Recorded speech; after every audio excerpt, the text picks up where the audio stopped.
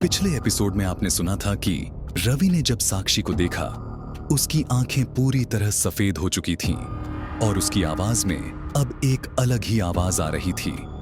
जैसे ही रवि ने उसे उठाया, तभी साक्षी के मुंह से यह डरावनी बात निकलती है, मुझे वो यहां बुला रहे हैं। रवि, मुझे अब छोड़ा नहीं जा सकता, मैं उनके पास जा रही हूं। साक्षी का शरीर अचानक कठोर हो गया, जैसे किसी ने उसकी आत्मा को पूरी तरह से घेर लिया हो। रवि के हाथों में साक्षी का शरीर झूल रहा था और वह चिल्लाते हुए मंदिर के उस काले कुएं के पास दौड़ा। लेकिन क्या यह उस आत्मा को शांति दिला सकेगा या वह और भी खतरनाक रूप में सामने आएगी? नेहा एंटरटेन्स।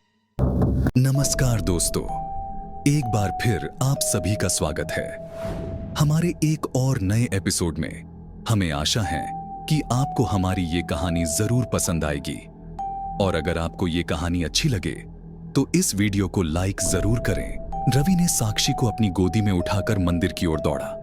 दिल में एक ही सवाल था, क्या उसे साक्षी को बचाना संभव था और क्या वे इस शापित आत्मा से मुक्त हो पाएंगे? वह बहुत डर चुका था, लेकिन समय की कमी और आत्मा का भय उसे और भी घेरने लगा था। जैसे ही वे मंदिर के द्वार पर पहुंचे, अचानक एक जबरदस्त आंधी चलने लगी। हवाएं तेज होने लगीं और मंदिर के भीतर से गहरी चीखें सुनाई दीं। रवि ने खुद को संभालते हुए साक्षी को मंदिर के अंदर लाया, लेकिन जैसे ही वह अंदर पहुंचा, दरवाजा बंद हो गया। भारी धड़कनें सुनाई देने लगीं, जैसे कोई डरावनी चीज अंदर से बाहर आ रही हो। अंधेरे में रवि ने देखा कि मंदिर के अंदर एक अजीब सी छाया थी।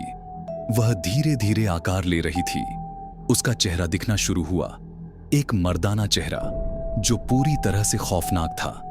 वह हड्डियों से भरा हुआ था और उसकी आंखें पूरी तरह जलती हुई थीं।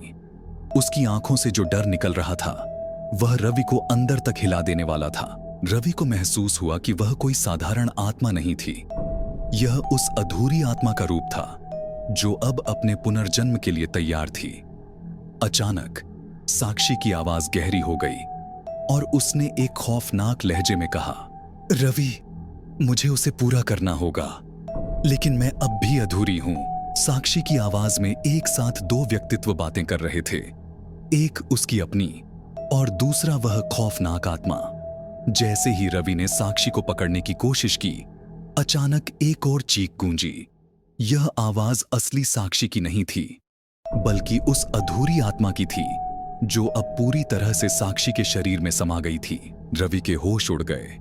उसके सामने वह साक्षी नहीं, बल्कि वही साया खड़ा था जो अब पूरी तरह से सक्रिय हो चुका था। रवि ने डरते हुए पूछा, तुम कौन हो?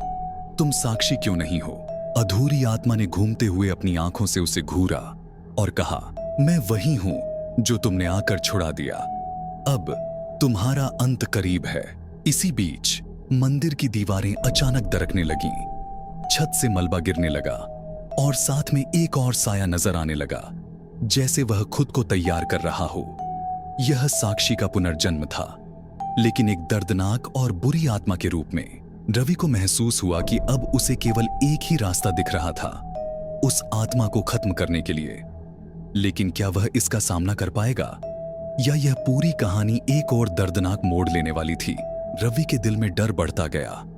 वह जानता था कि अब हर कदम उसके लिए आखिरी हो सकता था, लेकिन क्या वह इस डरावनी अंधेरी रात से बाहर निकल पाएगा? और क्या साक्षी को आत्मा के चंगुल से छुड़ाना उसके बस की बात थी? रवि की लड़ाई जारी रहेगी। अब वह केवल अपनी पत्नी को बचाने के लिए नहीं, बल्कि अपनी जान की सलामती के लिए भी लड़ रहा था। लेकिन क्या सच में वह आत्मा अधूरी रह जाएगी या उसे अपने पुनर्जन्म का पूर्ण रूप मिलेगा?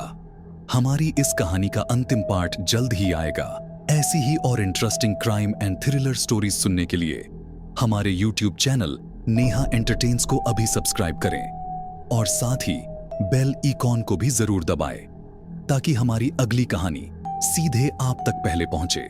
सुनते रहिए और जुड़े रहिए हमारी और कहानियों के लिए। तब तक के लिए गुड बाय।